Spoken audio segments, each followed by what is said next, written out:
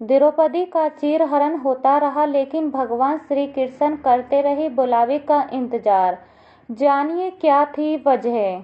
महाभारत को न्याय और अन्याय के बीच रक्त रंजित युद्ध भी माना जाता है। कौरवों ने पांडव बंधुओं पर अनगिनत अत्याचार किए, लेकिन इन अत्याचारों की पराकाष्ठा थी द्रौपदी का चीरहरण। जब भी द्रौपदी के चीरहरण का उल्लेख किया जाता है तो इसे नारी के विरुद्ध सबसे क्रूर अपराधों में से एक माना जाता है। द्रौपदी के चीरहरण की निंदनीय घटना के बाद श्री कृष्ण ने पांडवों को न्याय प्राप्त करने के लिए युद्ध का मार्ग दिखाया। श्री कृष्ण ने युधिष्ठिर, अर्जुन, भीम, नकुल और सहदेव को युद्ध की अनिवार्यता समझाते हुए कहा था, अब युद्ध का प्रश्न केवल संपत्ति, राज्य या फिर अधिकारों तक सीमित नहीं रह गया, बल्कि अब प्रश्न नारी शक्ति और मनुष्य के प्रति हिंसक व्यवहार का भी है। इस अपमान का प्रतिशोध युगों युगों तक एक सबक की तरह याद किया जाएगा। इसलिए युद्ध करो पार्थ। श्री कृष्ण ने मार्गदर्शन के बाद पांडव द्रौपदी के चीरहरण का प्रतिशोध लेने के लिए कुरुक्षेत्र की रणभूमि में पहुंचे थे। लेकिन क्या आप जानते हैं कि जब द्रौपदी का चीरहरण हो रहा था तो श्री कृष्ण शुरुआत में ही क्यों नहीं आए? आइए जानते हैं श्री कृष्ण ने द्रौपदी के बुलाने का इंतजार क्यों किया था। महाभारत में जब पांडव कौरवों से सब कुछ हार चुके थे, जब उनके पास दांव पर लगाने के लिए कुछ नहीं रहा, तो युधिष्ठिर ने शकुनी और दुर्योधन के उकसावे में आकर द्रौपदी को दांव पर लगा दिया। दुर्योधन के आदेश पर दुशासन द्रौपदी के बाल पकड़कर उसे घसीटते हुए सभा में लेकर आया। द्रौपदी का अपमान होते देखकर सभा में बैठे किसी भी वरिष्ठ जन ने इसका विरोध नहीं किया। उन्हें देखकर ऐसा लगता था मानो सभी का विवेक मरने के साथ संवेदनाएं भी मर चुकी हैं। द्रौपदी ने दुशासन से खुद को छुड़ाने का बहुत प्रयास किया, लेकिन विफल रही। इस दौरान द्रौपदी बारी बारी से सभी वरिष्ठ जनों से बचाए जाने की गुहार लगा रही थी, लेकिन किसी ने उनकी सहायता नहीं की। उद्धव गीता या उद्धव भागवत के अनुसार श्री कृष्ण के मित्र और चचेरे भाई उद्धव ने द्रौपदी चीरहरण के विषय में श्री कृष्ण से कई ज्वलंत प्रश्न किए हैं।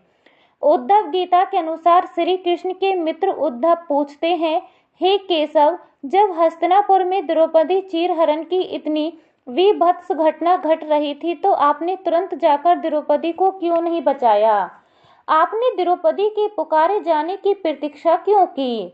अपने मित्र उद्धव का ये सवाल सुनकर श्री कृष्ण मुस्कुरा दिए। महाभारत में क्रीड़ा के समय युधिष्ठिर ने द्रौपदी को दांव पर लगा दिया। दुर्योधन की ओर से मामा शुकुनी ने द्रौपदी को जीत लिया। उस समय दुशासन दुर्योधन के आदेश अनुसार द्रौपदी को बालों से पकड़कर घसीटते हुए सभा में ले आया। जब वहां द्रौपदी का अपमान हो रहा था तब भीष्म पितामह, द्रोणाचार्य और विदुर जैसे न्यायकर्ता और महान लोग सभी मौन होकर सिर झुकाकर बैठे थे। श्री कृष्ण उद्धव के सवालों पर मुस्कुराते हुए बोले, इस सृष्टि का नियम है कि विवेकवान व्यक्ति ही जीतता है, जो जीतने के लिए बुद्धि का प्रयोग करता है।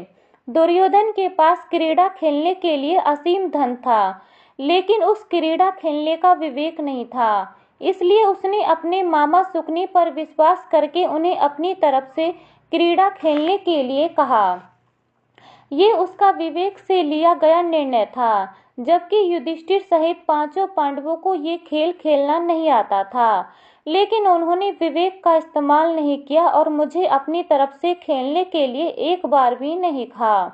धर्मराज युधिष्ठिर को ये बात पता थी कि क्रीड़ा सामाजिक बुराइयों को बढ़ावा देने वाला खेल है, लेकिन फिर भी उन्होंने इस खेल को खेलना जारी रखा। युधिष्ठिर मुझसे इस खेल को छुपाकर रखना चाहते थे।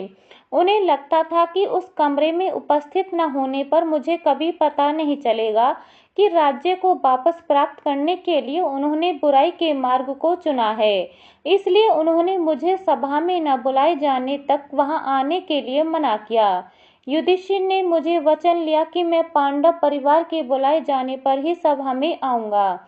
इस कारण मैं सभा में नहीं गया। युधिष्ठिर ने अपने दुर्भाग्य को स्वयं ही बुलावा दिया। द्रौपदी चीरहरण के दौरान जब दुशासन द्रौपदी को केस से घसीटकर सभा में ला रहा था तो द्रौपदी ने दुशासन से जूझती रही। द्रौपदी ने खुद को छुड़ाने का बहुत प्रयास किया, लेकिन असफल रही।